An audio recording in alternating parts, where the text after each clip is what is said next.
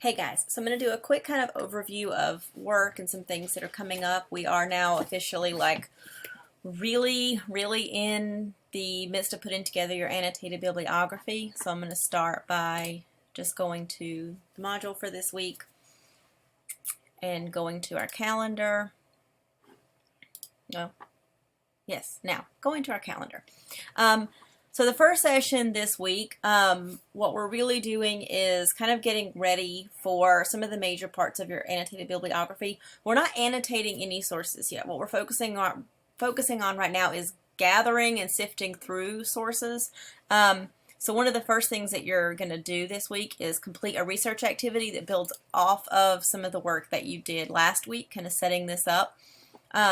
So again, like this builds off of that. So if you haven't done the research strategies part 1 and 2, you may need to backtrack and kind of work on some of that. And just kind of a reminder for people. I know the writing folder or some of those activities seem like they're in the background because they're not attached as like assignments on a due date, but the folder itself, your daily activities combined with your studio work, and things on Canvas, they're all part of your course engagement grade, and the activities in the writing folder are a big part of that grade. So just make sure you are really kind of keeping up with those, and if you've fallen behind, you're welcome to send me an email or use office hours to kind of meet with me and see where we can kind of get you caught up with some of those things. You'll start to notice that activities build into the next, the way like the sequence from last week to this week is going. And they also help to kind of support the project that you're doing. So if you're missing activities, sometimes you're missing like important work that helps you with parts of your project or the piece of the major assignment for the project that we're working on. So for this week, or sorry, for this assignment, it's kind of an activity that builds off of it. Last week you came up with some smaller research questions to break down your research. And also coming up with a lot of like kind of a bank of kind of some keywords. And one of the things just to kind of keep in mind with that is, if you're searching the same things over and over, you tend to get different results. And if you're searching like for the same word over and over, the same thing, you might have to think of like some different ways to get at stuff and some different words to search, because the results will only spit back exactly the words that you tell it. So if they are using a different word, like you're searching for mental health in teens and they're using adolescents or youth, it might miss that. So what you're going to be doing is an activity that's got a couple of different parts. So the first thing you're going to do is list a few helpful search sentences, so 5 to 7 like groups of words, and I have an example here of some different, like what I mean by search sentences. It's a couple of words, like 3 to 4 maybe. Pharmaceutical regulation laws. This is from an older example from a previous student's work when she came up with things. So she was searching for FDA medicine regulation, Bernie Sanders healthcare. So she's obviously looking into like healthcare and health insurance and things like that. And you can see like she came up with some very different groups, and that's kind of the goal. Like you can include main terms, synonyms, specific names. You can include document types like we talked about. You can include like study, news, documentary, like maybe that type of thing that you're looking for to see if it exists. You can include domains that you want to search, like .edu in with your terms, or .gov. So that's kind of the goal, is to look back at some of the smaller research questions you come up with to get an idea of some of the range that you need, and try to come up with a couple of different, like get in the habit of kind of coming up with those like groups of words and figure out how you can pair things together to get some different things. Step 2, you are going to pick 4 search sentences. So of the ones you came up with, you're going to pick 4, not research questions or questions, but groups of words like this up here that you've come up with, and you're going to copy and paste them underneath your step 1. So step 1 is where you're coming up with these groups. Step 2, copy and paste the ones you're going to research to make kind of a new list. You want to make it, again, like a diverse list to get at different questions you may be trying to ask. And you're going to Google each search sentence and try to find at least one helpful source. Okay, so the goal is, and I have this example down here too, so I might search, if I'm doing standardized testing, I might search standardized test, no child left behind. That's my group of words I'm going to search. So that's what I would have first. and I would Google it, and this might be like some of the results that I might get. So for each of your 4 search sentences that you record in this section, underneath each set of words, you're going to make a list. Sorry, you can probably hear my dog barking in the background. The name, the title of the source that you found. So if I were going to go with, say, this one, you know, I would maybe, you know, copy and paste the title from here. The link to that source. So again, like that hyperlink, information or notes you found. So I'm going to open that up and I'm going to look through for something that, you know, I was looking for certain kinds of information. I was trying to answer one of my questions, make some notes. I did say, like, don't just do copy and paste, but if there's like statistics or a quote, you know, that looks interesting to you, go ahead and copy and paste it in there with your notes, a couple of helpful things, and the smaller question that you think it's going to help you answer. So what was that question that you had in mind that you think it might you know, give you some information about, and you're going to do that for 4 of them. And then you're going to go on to the next thing, which is setting up your annotated bibliography. So in order to set up your annotated bibliography, you're going to be doing a couple of things. There's a couple of steps here. One, create a document in your writing folder titled Annotated Bibliography. So this is not in your daily work or your studio work folder. You're welcome just to create, you know, a document called Annotated Bibliography, or to create like a separate like folder for like major assignments or your inquiry project, that kind of thing. So once you've created this document, you don't need to, for drafting steps or other, like if it's for the annotated bibliography, you're working on that document, you can just work on this document, continue to add, change, edit, all of that fun stuff. Reason being, what you're going to do is you're going to make sure I have edit access to this document for 2 reasons. One, that also gives me the ability to make comments on your draft and things like that. 2, it lets me be able to go in the document history, and then rather than having to copy and paste and create all kinds of new drafts and have to sift through things, everything's on one document. I can go into your history and see all your previous like drafting and dates and everything. So one document for the annotated bibliography. No matter, like, you can delete on it, I can still go back in the history and see it. So you're going to add your title, and here's an excerpt from the assignment sheets. A couple of steps, I just took pictures from things on the assignment sheet to show what you're going to be working on. So your title is kind of a pre-formatted title where you include like basically like an abbreviated version of your LOI, and then a colon, and then an annotated bibliography. You're going to go ahead and add your categories, which, you know, you're going to have 8 sources. Again, we're not annotating right now. We're just getting the sources there.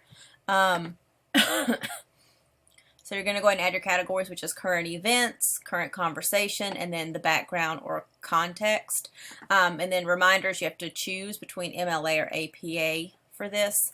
And then sources in each section are going to be organized by author's last name in alphabetical order.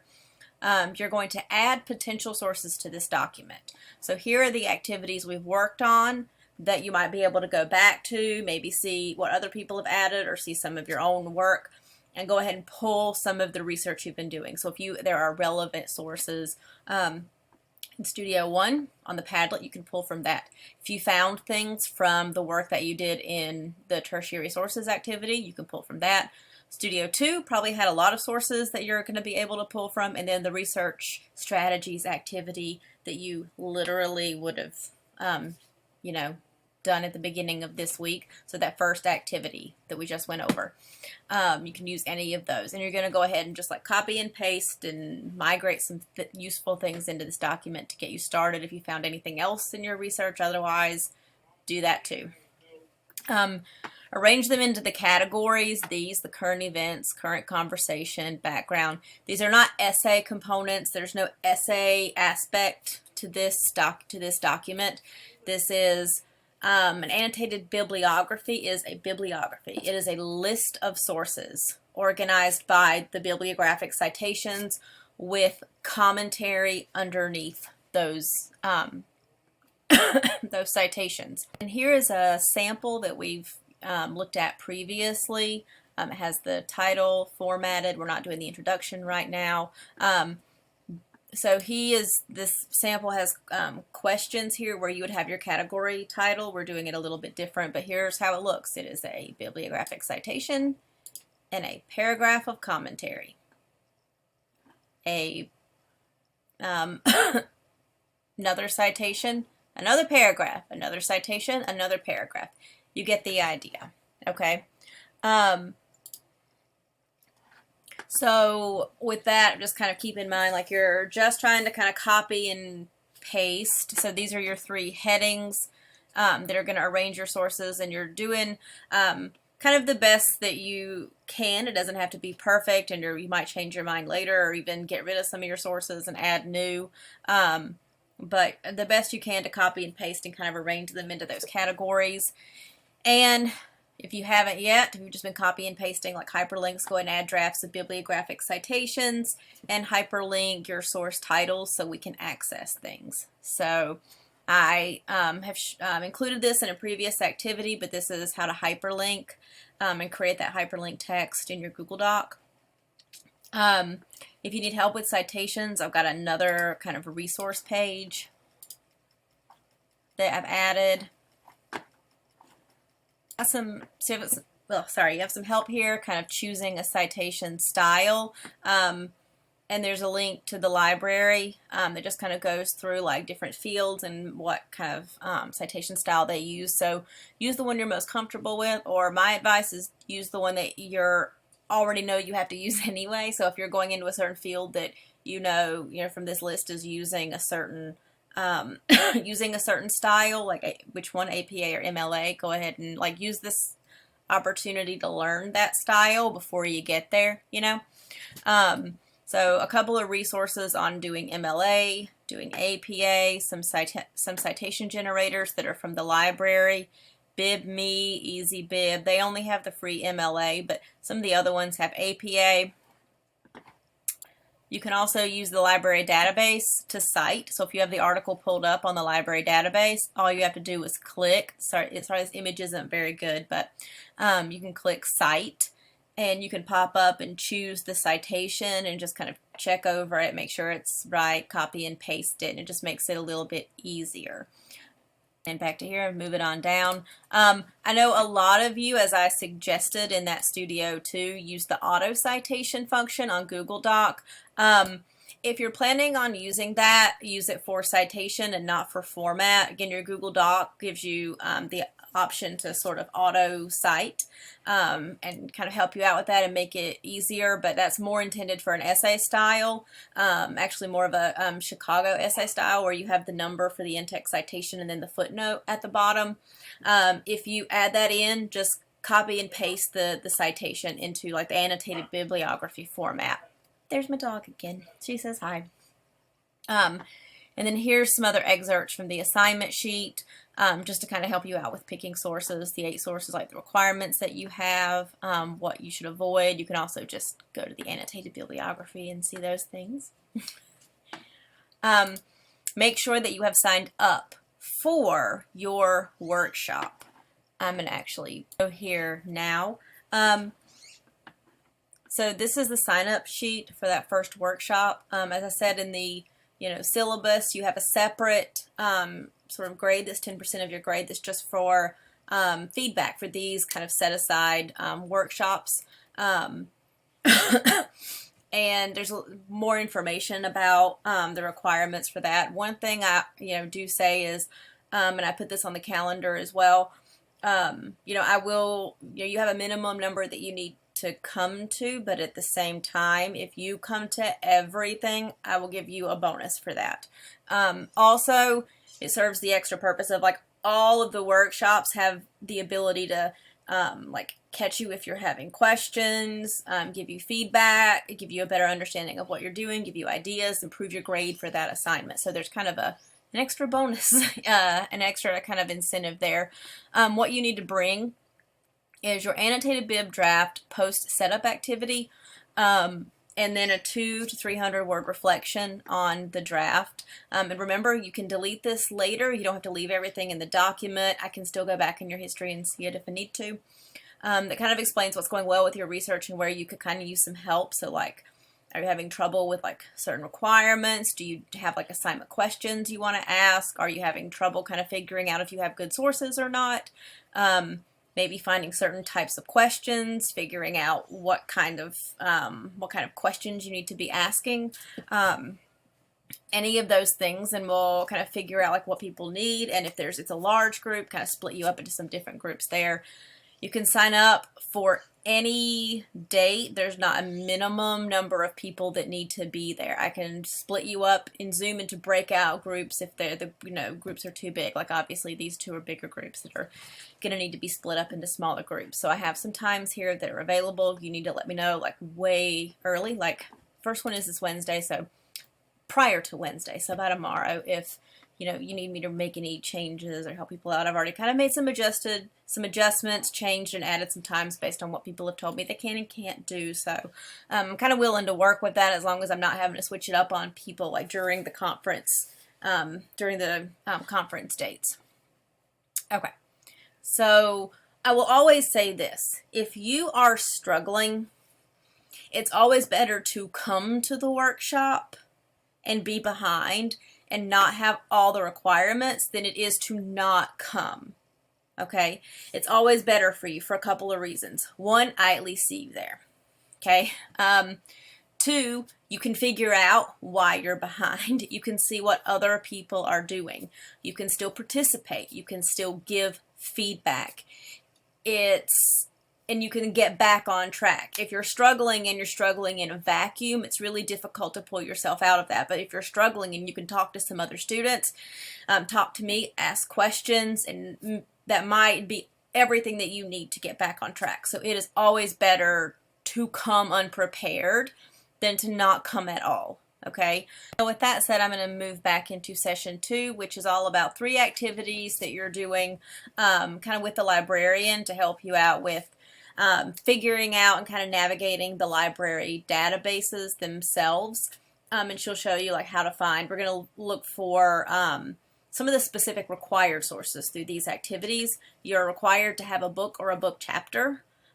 You're required to have a scholarly article, a peer-reviewed article, and you're required to have some kind of primary source, which for most people is a news source. There are lots of other options, but she's going to help you specifically with finding news for this. So what you're going to do is watch this video. You're going to fill out this Google form that she's provided for you. And you will fill all of this out.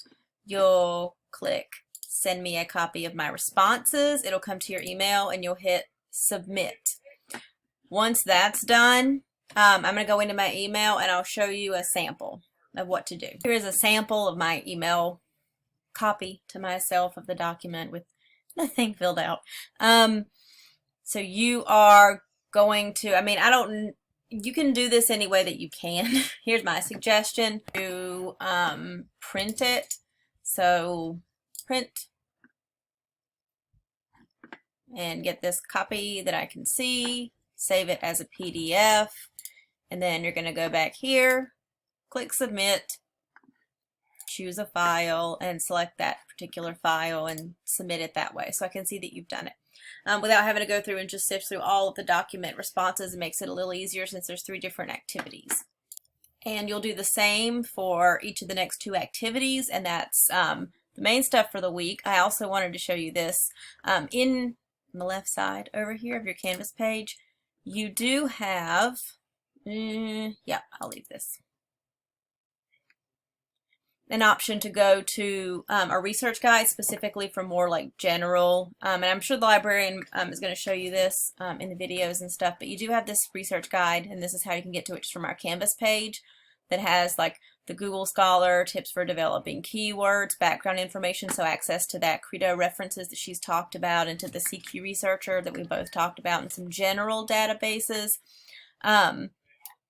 Personally, I like to go to the library's website. This is an idea, especially if you need, a little bit more, you're not finding what you need from those databases. I like to go to databases to search, and I like to go to databases by subject and choose a list of databases, more options, kind of from what, like, from the particular subject I'm looking at. So some of you are looking at like mental health. A lot of you, in fact, are looking at things with mental health and education. You can go to psychological science databases, and it's going to give you lots of databases on psychological science. You can do the same for education. And that just is another way to kind of get at getting some different information and things like that. So that is it for this particular overview video. It's a little longer than I wanted, but please email me if you have any questions. Peace.